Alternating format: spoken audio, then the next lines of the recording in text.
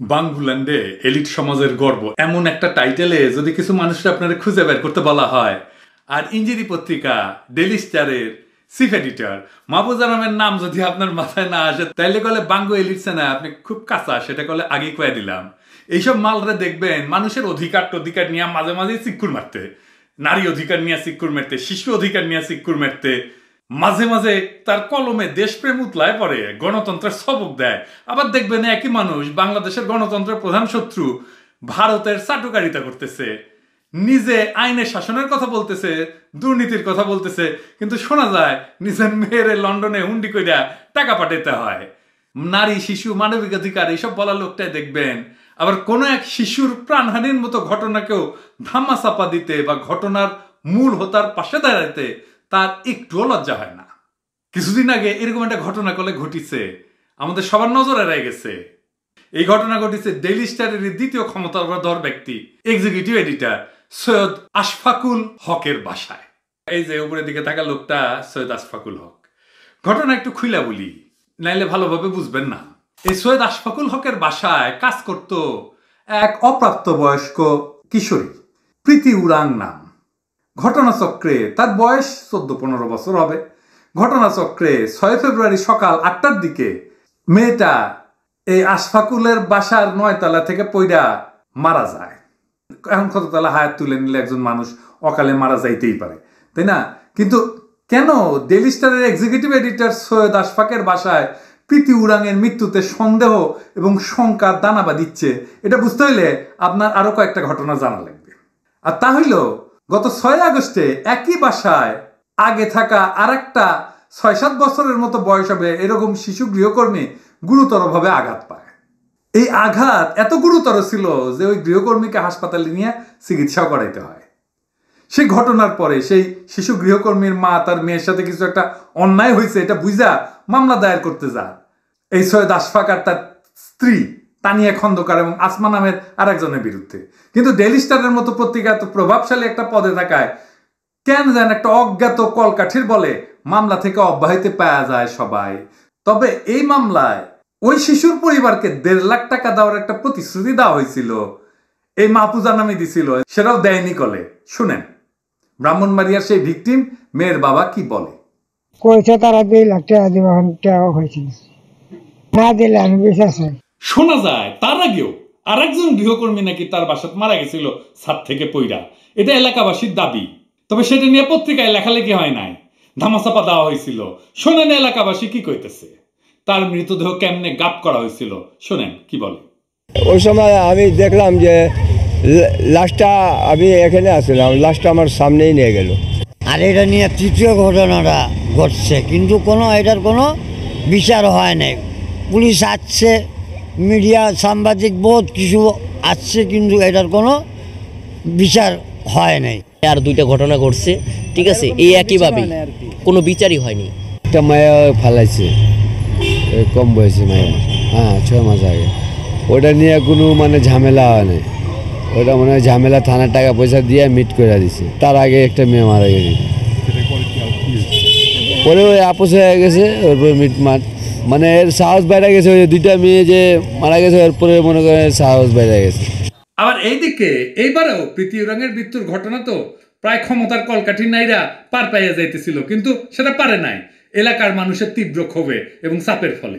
প্রীতি উরাংয়ের মৃত্যুর ঘটনায় তার বাবা লোকেশ উরাং মামলা করলে সৈয়দ আশফাকুল এবং তার স্ত্রীরে গ্রেপ্তার করলেও পুলিশ জিজ্ঞাসাবাদের জন্য রিমান্ডের আবেদন করলে হাকিম হাসিবুল হক তার নাম মঞ্জুর কইরা জেল গেটে পাঠায়, জেল গেটে জিজ্ঞাসাবাদের জন্য পাঠায়। অথচ যেখান থেকে কিনা পেনাল কোডের 304-এর ক ধারা অনুযায়ী কারো বেপরোয়া বা অবহেলাজনিত কারণে যদি কেউ মারা যান বা আহত হন, তাহলে বিচারে অভিযুক্ত ব্যক্তি সর্বোচ্চ 5 বছরের কারাদণ্ড বা অর্থদণ্ড বা উভয় দণ্ডের বিধান আছে। সেইখানে সত্য তথ্য বের করতে 5 দিনের রিমান্ড পর্যন্ত মঞ্জুর করাতে পারে নাই। আর হাঙ্গেরে রাজনৈতিক দলের কর্মীদের কত দিনের রিমান্ড নেয় দেখেছেন তো। আর আমরা যদি কোনো কিছু লিখি না ফেসবুকে, তাহলে কত দিনের রিমান্ড নেয় দেখেন, আর মারা গেছে রিমান্ড দেয় না। পরবর্তীতে এই প্রীতি উরাংয়ের মৃত্যুরে কেন্দ্র কইরা মামলা এবং নানা বিষয় নিয়ে বিভিন্ন পত্রিকায় লেখালেখি হইলে এই ঘটনা আর সবার সামনে চলে আসে। এই যে প্রীতি উরাংয়ের নিয়ে ছাপানো নিউজ 2-1টা দেখেন।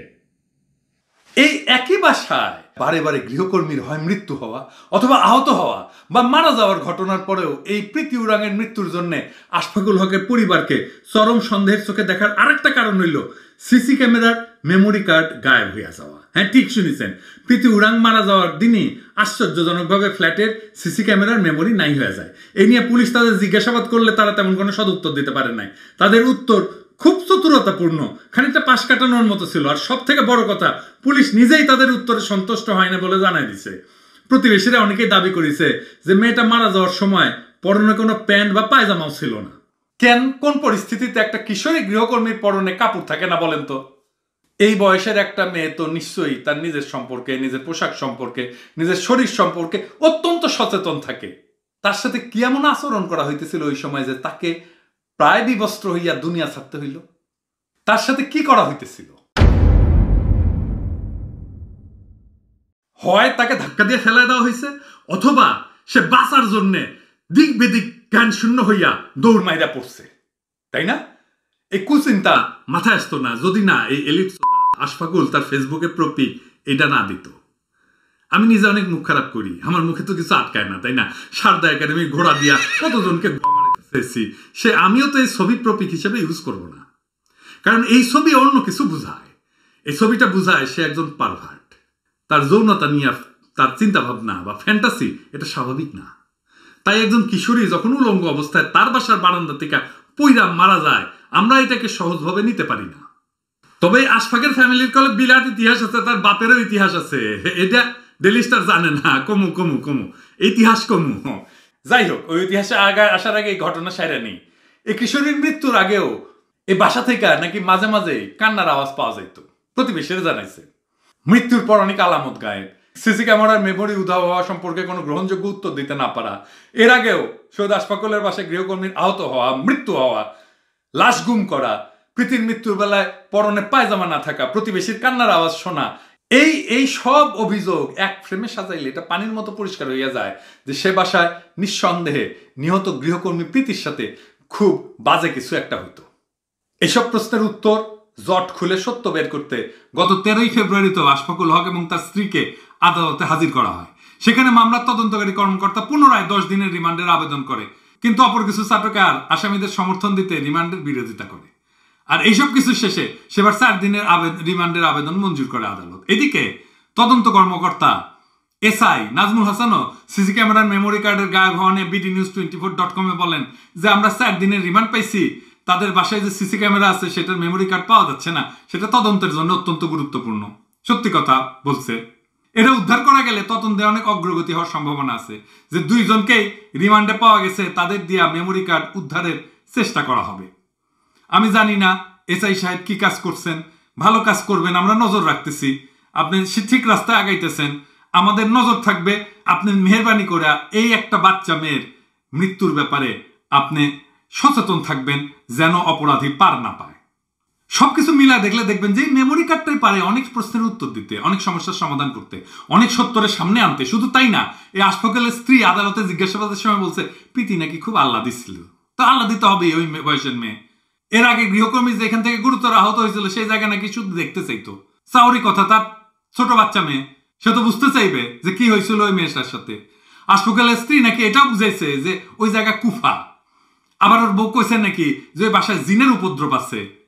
জিনের উপদ্রব আছে তো তুই আলেমদের সাথে কথা বলিস নাই কেন, আর ওই বাসায় ছিলি কেন?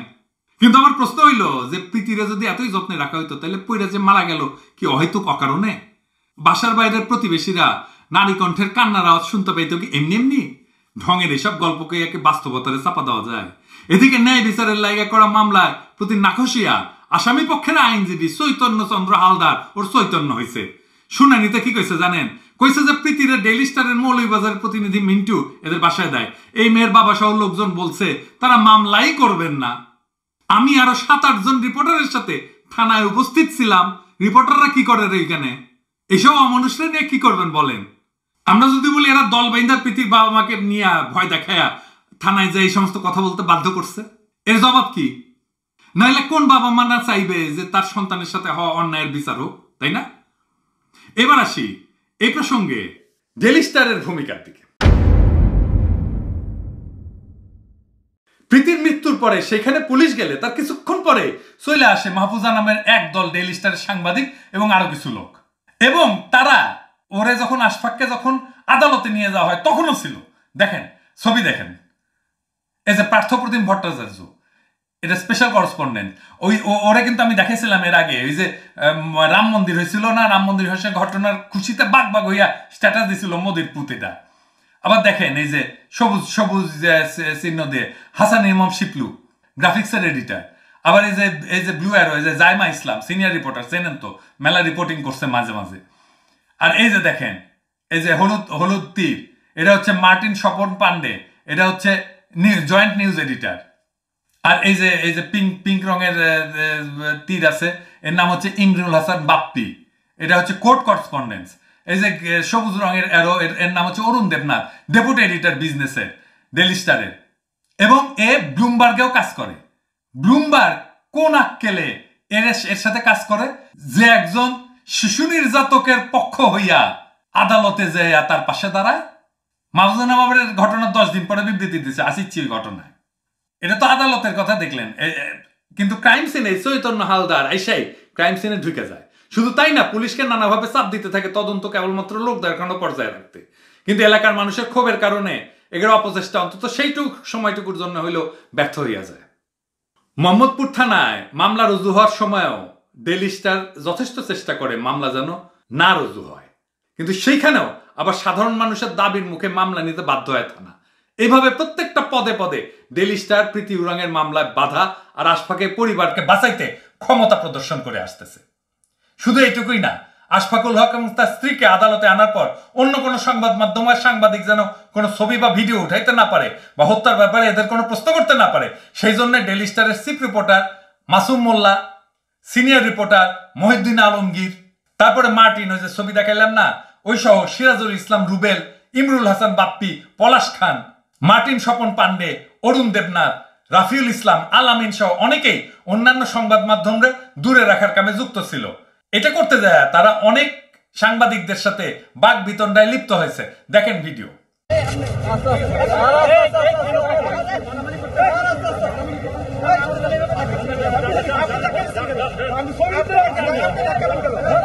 আরে ভাই আপনি ধাক্কা দেন, আরে আপনি ধাক্কা দেন, ধাক্কা দেন না।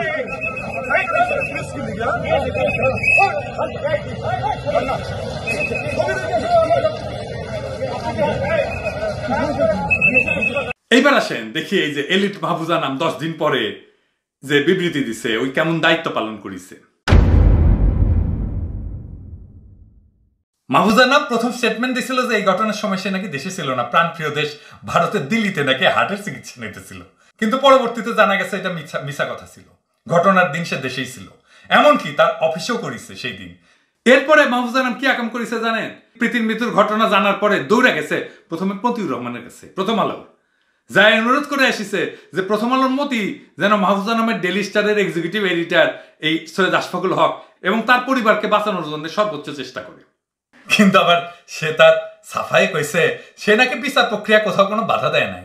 ঘটনার শুরু থেকে ডেইলি স্টারের লোকেরা যে ক্রাইম সিনে প্রবেশ করার থেকে শুরু কইরা প্রত্যেকটা পদে হস্তক্ষেপ করে আসছে, আর মাহফুজা নাম কইতেছে কোথাও বাধাই দেয় নাই। আর ঘটনার দিন দিল্লিতে চিকিৎসা নেওয়ার ভুয়া দাবি সহ এক বিশাল কলাম লিখা প্রকাশ করেছে মাহফুজা নাম। এই যে দেখেন, কইছে সে সংবাদ প্রকাশের ক্ষেত্রে নাকি নিরপেক্ষ এবং বস্তুনিষ্ঠ থাকবে। আচ্ছা, কেমন মাহফুজা নাম বস্তুনিষ্ঠ ছিল, কেমন বাধা দেয় নাই সেটা একটু দেখি।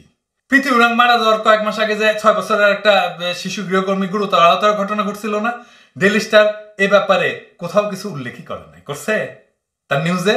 বরং ডেইলি স্টার থেকে ছাপানো প্রত্যেকটা আর্টিকেলের ভাষার গতিপথ ছিল এরকম যেটা নেহাতে একটা দুর্ঘটনা।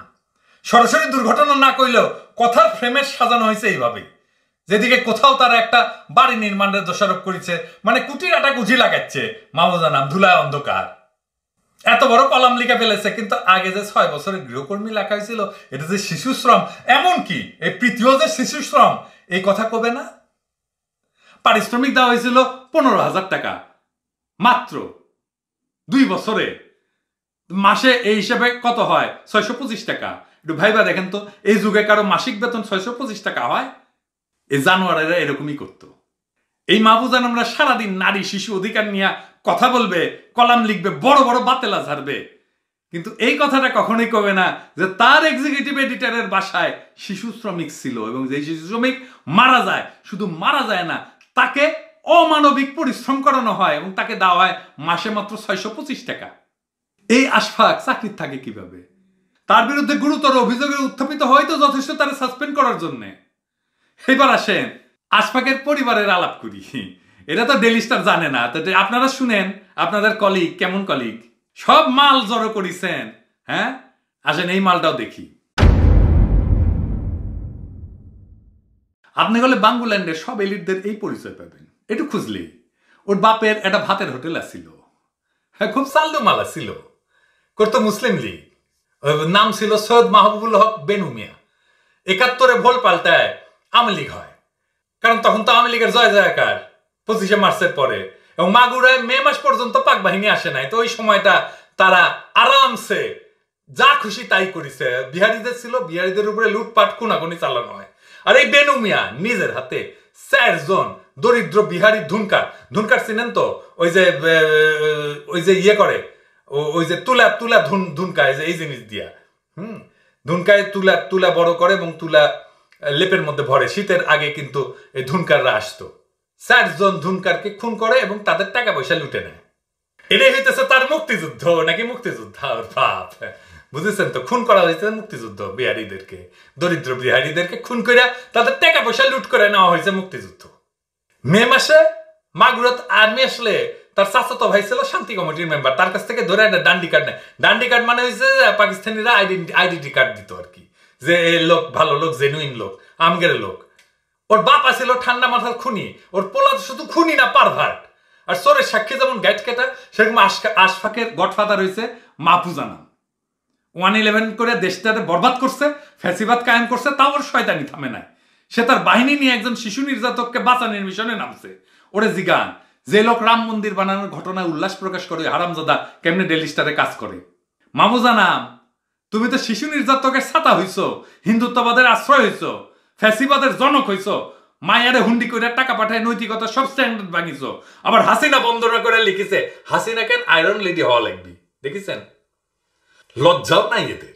হাসিনা পড়লে না 14 শিখের মধ্যে মাহফুজা নাম আর এই মতিউর রহমান, এই দুইটারই বাকি জীবন জেলের মধ্যে কাটানো লাগবে। তবে জেলে পাঠানোর আগে না দুজনের পাছায় যদি কাঁচা কুঞ্চি দিয়া সপাং করে বেড়াইতে পারলে শান্তি লাগলো নি।